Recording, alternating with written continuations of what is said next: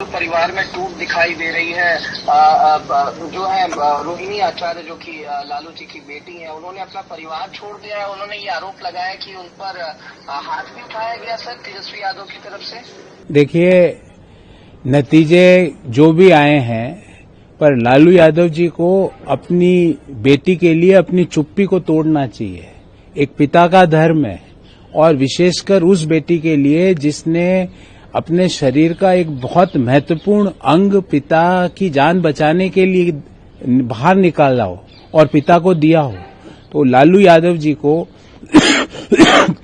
तेजस्वी यादव जी को रोहिणी आचार्य जी के सवालों का जवाब देना चाहिए।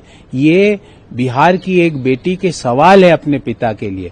पॉलिटिकल डिफरेंसेस हो सकते हैं, लालू जी आपके और हमारे, तेजस्वी जी आपके और हमारे पॉलिटिकल डिफरेंसेस हो सकते हैं, पर आपको बाहर आके अपने घर की बेटी के लिए, अपनी बहन के सवालों का जवाब देना चाहिए कि क्यों उनके लिए भद्दी बातें परिवार में कही गई, किसने कही, क्या उस पे बाध्यता थी कि जिस कारण से इस तरह की बातें कही गई। इन सारे सवालों का जवाब लालू यादव जी को, तेजस्वी यादव को बाहर आके बिहार के लोगों को बताना चाहिए। कि रोहिणी आचार्य जी के अगर मैं वक्तव्यों को पढ़ूं तो उसमें कहा गया कि उनकी किडनी गंदी है, वो स्वयं उनके लिए भद्दी भद्दी गालियां दी गई।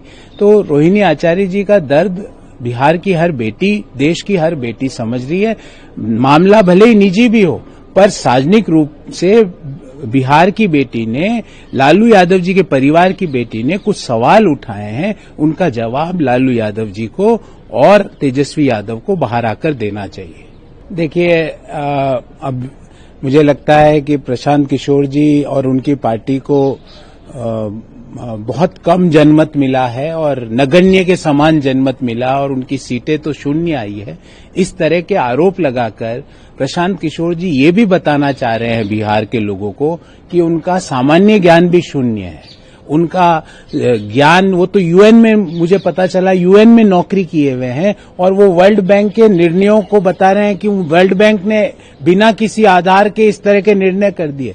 प्रशांत किशोर जी, चुनाव में आपको शून्य मिला है, आपको वोट भी नगण्य मिले हैं, पर आप दिमागी दिवालियेपन के आरोप क्यों लगा रहे हो? आप तो यूएन में पढ़े लिखे व्यक्ति हो। आप जैसा व्यक्ति अगर इस तरह के आरोप लगाता है तो लगता है कि आपकी नौकरी में भी आप किसी की सिफारिश से गए थे या आप वास्तव में वहां नौकरी किए हुए हैं। देखिए, कांग्रेस पार्टी ईवीएम, वोट चोरी, इलेक्शन कमीशन, संवैधानिक संस्थाओं की मर्यादाओं पे लगातार प्रहार करती है। इन संवैधानिक संस्थाओं को नगण्य बताने का प्रयास करती है, और इसी कारण उनकी ये दुर्दशा हो रही है। अब भी अगर कांग्रेस पार्टी नहीं समझ रही है तो मैं ये कह सकता हूं कि कांग्रेस पार्टी का अंत हो चुका, अंत की ओर नहीं जा रही है, अंत हो चुका है।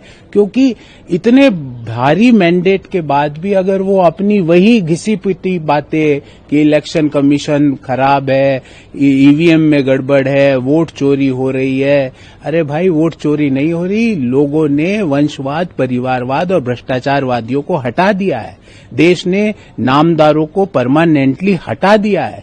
आपके लिए कुछ बचा नहीं है। आप एक्सक्यूज मत ढूंढिए, आप अपने लोगों से पूछिए कि ऐसा क्यों हुआ। क्योंकि ना तो आपने बिहार की बात की और ना आपकी बातों में कोई गंभीरता थी। कभी आप अचानक से तालाब में कूद जाते हो, कभी साइकिल चलाने लगते हो, कभी सड़कों पे दौड़ने लगते हो, कभी बुलेट चलाने लगते हो। आपने ना तो बिहार की बात करी, ना देश की बात करी। नतीजा ये है कि आज कांग्रेस पार्टी एक छोटी कार में, कांग्रेस पार्टी के एमएलए एक छोटी कार में जितनी सीटें होती है उसमें उससे भी कम है। तो कांग्रेस पार्टी को अपनी इंट्रोस्पेक्शन करना चाहिए और कृपा करके बाबा साहब अम्बेडकर द्वारा दिए गए संविधान में निर्मित संवैधानिक संस्थाओं की मर्यादाओं पर रोजाना सवाल चिन्ह लगाना बंद करें, वरना आप तो खत्म तो हो ही चुके हो और इससे कितना नीचे गिरोगे। देखिए, मेरा आग्रह है और मैं आशा करता हूं कि पंजाब सरकार उन हत्यारों को पकड़ेगी जिन्होंने इस निर्दोष व्यक्ति के ऊपर गोलियां चलाई है।